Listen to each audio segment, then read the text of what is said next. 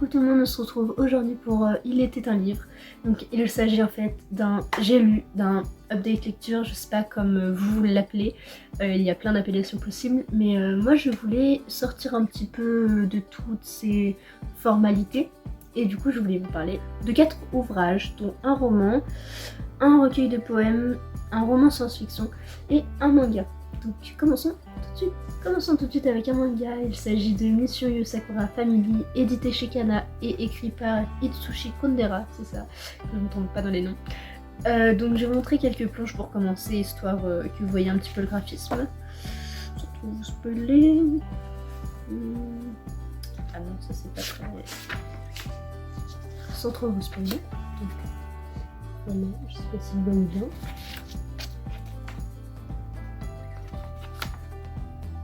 Alors, j'ai clairement pas l'habitude de lire des mangas, mais je me suis dit, vu que j'ai vu le flyer en fait en achetant Assassination Classroom tome 1 il y a un mois maintenant, 2 mois, je me suis dit bah écoute, vas-y une tente. Donc du coup j'ai tenté et ça a matché, clairement c'était une très bonne lecture, ça se lit rapidement, mais vraiment je l'ai dévoré en une soirée, un peu comme tous les mangas, mais celui-ci... il m'a conquis directement. Alors déjà ça parle d'espionnage, donc faut savoir que tout de suite j'ai dit oui. Donc dans cette histoire nous allons suivre Tayao Asano et Mutsumi Yusakura, donc c'est 2 lycéens en fait, et nous allons nous rendre compte qu'ils ne sont pas tout à fait banals.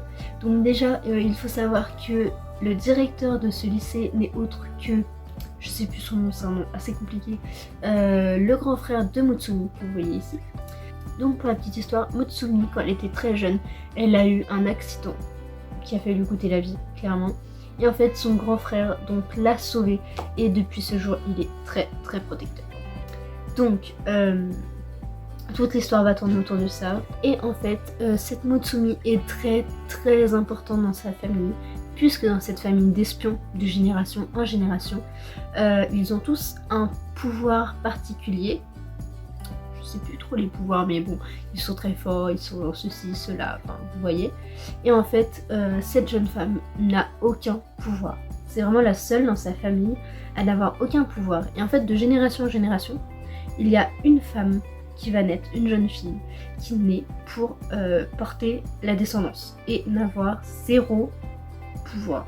Et donc elle est indispensable car c'est elle qui pourra porter la future génération. Toute cette histoire va tourner autour de ça. Tout le monde veut la tuer, tout le monde veut essayer de détruire en fait et exterminer toute la famille de Sakura, parce que ça fait des générations qu'elle est très forte. Donc c'est aussi par rapport à ça. Donc pour ma part j'ai vraiment beaucoup aimé, ça se lit très vite. J'aime beaucoup les graphismes, je les ai trouvés un petit peu noirs, mais en même temps ils étaient quand même très détaillés et je trouve ça super bien. J'aime beaucoup les personnages, comment ils sont faits. Donc là déjà, j'aime trop leur tête, je trouve ça trop joli. Donc c'est aussi pour ça. Que dire d'autre? Bah écoutez, moi je vous conseille vivement de le lire. Donc l'histoire d'espion, tout ça, c'est juste trop bien. J'ai vraiment hâte d'avoir la suite parce que je trouve que ce tome est bien introductif et tout, mais j'aimerais bien savoir la suite quand même. Parce que c'est un bon début, mais maintenant il faut la suite quoi. Voilà, donc je vous le recommande. Ensuite j'ai lu Earthship Sisters, sauf qu'il peut la planète de Agnès Olive, donc édité, je sais pas exactement car c'est écrit des éditions, des auteurs et des livres, donc je suppose que c'est la maison d'édition. Voilà, donc en fait cette histoire, c'est une réelle histoire, plus ou moins. Je vous explique. En fait, Earthship Sisters c'est une vraie campagne qui se déroule encore aujourd'hui, et c'est tout autour de la planète, c'est 14 jeunes femmes qui sont choisies parmi beaucoup d'autres qui se présentent avec un projet, et elles vont devoir présenter ce projet, réaliser ce projet au mieux en tout cas, et tout tourne autour de ça et de comment aider au mieux la planète. Donc dans cette histoire, Agnès Olive nous raconte en fait comment elle voudrait que ça se passe en 2109, car elle l'a fait en 2019. Du coup, elle s'est dit 100 ans après, comment ça pourrait se passer, comment la planète pourrait être, et comment, d'un sens, elle espère qu'elle sera. Donc, la porte vient de s'ouvrir, je suis désolée. Mais il y a vraiment des fantômes dans ma chambre, c'est dingue.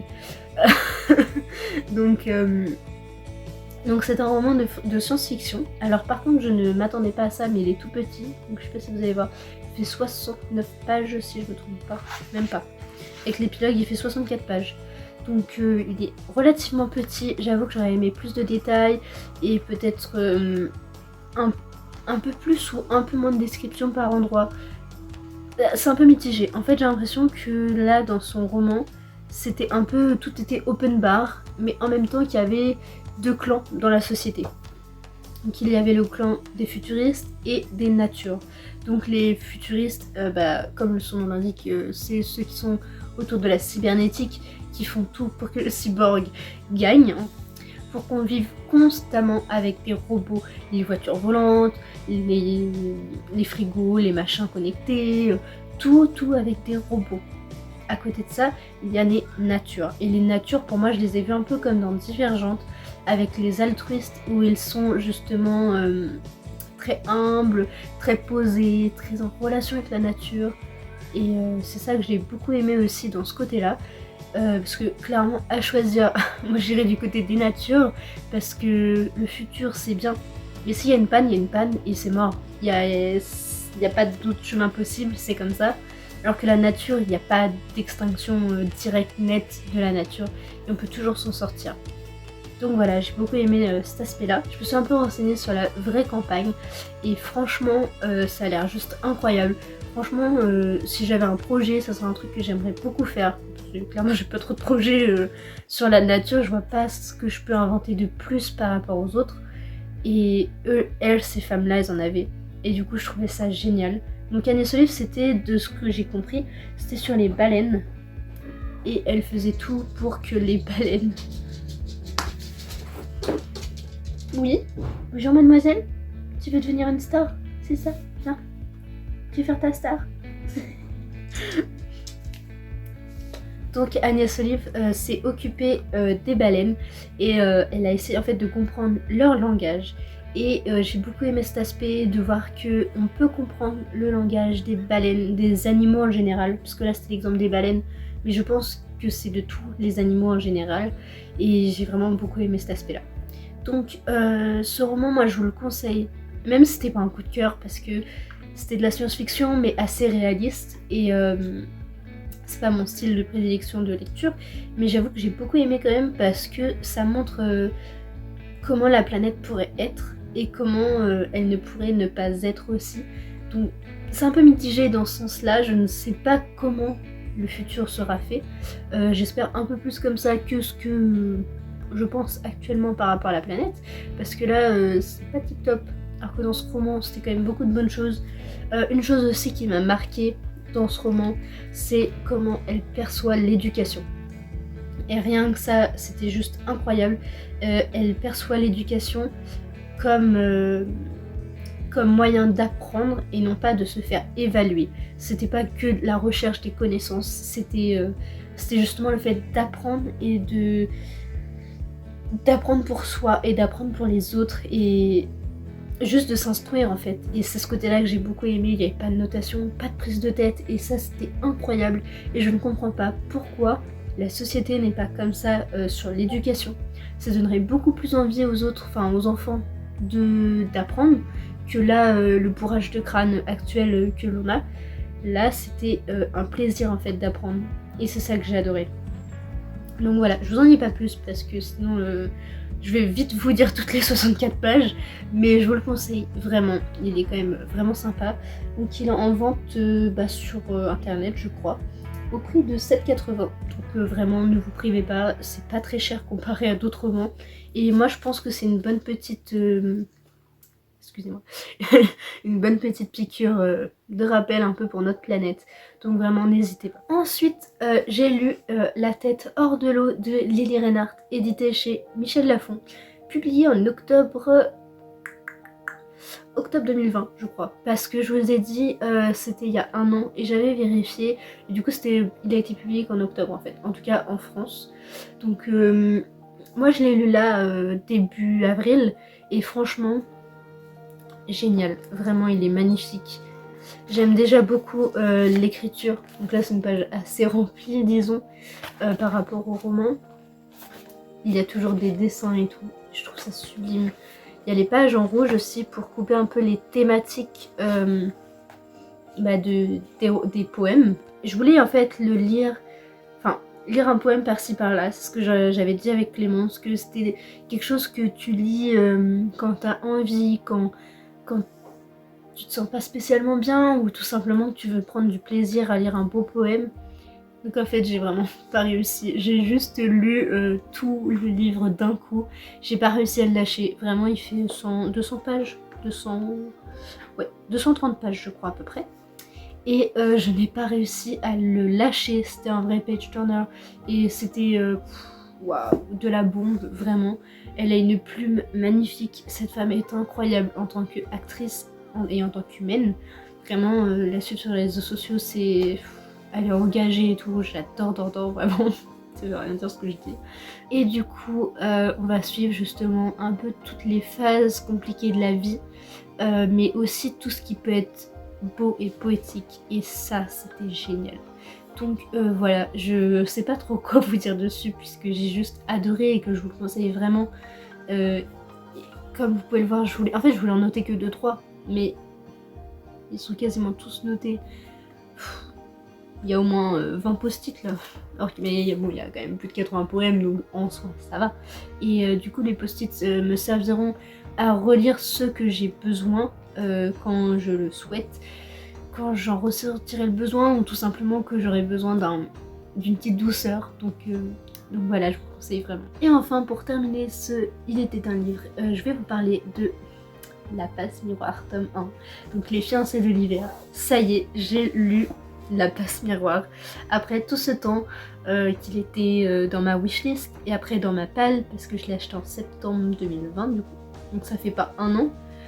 Mais je pense que si j'avais pas organisé de lecture commune, je l'aurais pas sorti tout de suite, malgré que je voulais le lire en hiver, parce que les fiancés de l'hiver, vous voyez ce que je veux dire. Donc voilà, il faisait très hivernal et je voulais le mettre dans ma palette d'hiver. Donc du coup, La Passe Miroir est une saga de 4 tomes que vous pouvez voir ici. Le 4e étant sorti en 2019-2020 je crois. Donc celui-ci est édité chez Gallimard Jeunesse, écrit par Christelle Dabos, une femme française que je ne savais pas au début. Donc dans cette histoire nous allons suivre Ophélie, une jeune fille un petit peu... comment je pourrais la caractériser? Elle est pas très avenante, elle est associable, vraiment. Elle a son écharpe tout élimée, elle a ses petites lunettes un peu type intello. Et donc cette Ophélie vient de l'île de la contrée d'Anima, et en fait elle a une particularité, c'est que dès qu'elle touche un objet, elle va voir son passé, elle va voir tout ce qui s'est passé autour de cet objet, elle va pouvoir retranscrire tout ce qui s'est passé, qui a été les propriétaires ou non, etc. Merci qui fait n'importe quoi, anyway. Et elle va aussi avoir une particularité en plus qui est très rare par rapport à celle-là, c'est qu'elle va pouvoir passer entre les miroirs. Et en fait, cette jeune fille ne veut pas être mariée malgré plusieurs tentatives de sa famille d'essayer de la caser. Non, elle veut pas, vraiment. Et donc elle va être obligée de se fiancer à Thorn, vivant à la Stacelle et du camp des dragons. Donc à la Stacelle, ce n'est pas comme sur Anima où ils sont tous cousins-cousines, clairement. Sur la Stacelle, il y a des clans, dont Thorn est celui des dragons. Mais il y en a d'autres, je crois, il y en a 4 ou 5 actuellement. Hein. Après, je ne sais pas dans les prochains tomes. Mais il y a quand même pas mal de haine entre ces clans. Ils ne se mélangent pas trop comparé sur Anima où c'est vraiment un peu open bar. Vous voyez. Donc en soi, c'est vrai que c'était un peu spécial en soi. Mais moi je sais que j'ai beaucoup aimé. Vraiment, j'ai adoré ce tome 1. C'est pas un coup de cœur non plus. Vraiment là je crois qu'il n'y a aucun coup de cœur mis à part celui-ci. Mais ah si, celui-ci un petit peu quand même. Bon bref, anyway. Mais j'ai vraiment beaucoup apprécié celui-ci. L'univers est très riche. Et je pense que ça promet bien des surprises pour les prochains tomes que j'ai très hâte de lire aussi. En revanche, une chose que je n'ai pas trop l'habitude, les personnages sont pas attachants. Genre vraiment, il y en a aucun auquel j'ai pu vraiment m'identifier ou me dire ah j'aurais dit ça, j'aurais pensé ça et tout. Non, la danse c'est vraiment un monde à part. Et même si j'ai adoré, il est impossible pour moi de m'identifier à un de ces personnages, que ce soit dans la façon de faire, la façon de penser, ou les façons de s'habiller, ou de bref, tout ce qui peut se passer en fait dans la passe miroir. Mais en tout cas, j'ai adoré. Comme je vous l'ai dit, l'univers est très très riche. Il y a beaucoup de personnages. J'avoue qu'à un passage, ça m'a un peu fait penser à Caraval, car comment vous dire sans vous spoiler, à un moment donné ils sont dans un endroit et tout est régi par les illusions. Et ça pareil dans la passe miroir, quand ils sont à la cétacelle, il y a beaucoup d'illusions et ça j'adore quand il y a des illusions, de pas savoir si c'est réel, pas réel, et ça j'adore. Donc voilà, c'est aussi ce qui a fait que j'ai vraiment adoré la passe miroir. Donc voici aller au premier livre que je vous chronique. C'est un petit peu flou, je vais pas vous mentir, j'ai pas trop l'habitude, mais j'espère que ça vous aura quand même plu, peut-être donné envie de lire un de ces romans. Si vous voulez un avis un petit peu plus construit, je pense qu'il faut quand même aller sur mon compte Insta et voir la chronique que j'ai posée dessus. J'ai pas encore chroniqué La tête hors de l'eau, mais ça ne serait tardé. Donc n'hésitez pas à aller voir mon avis peut-être un peu plus construit et un peu plus spontané, car là je vous le fais relativement longtemps après. Mis à part celui-là où je me souvenais bien de mon avis global.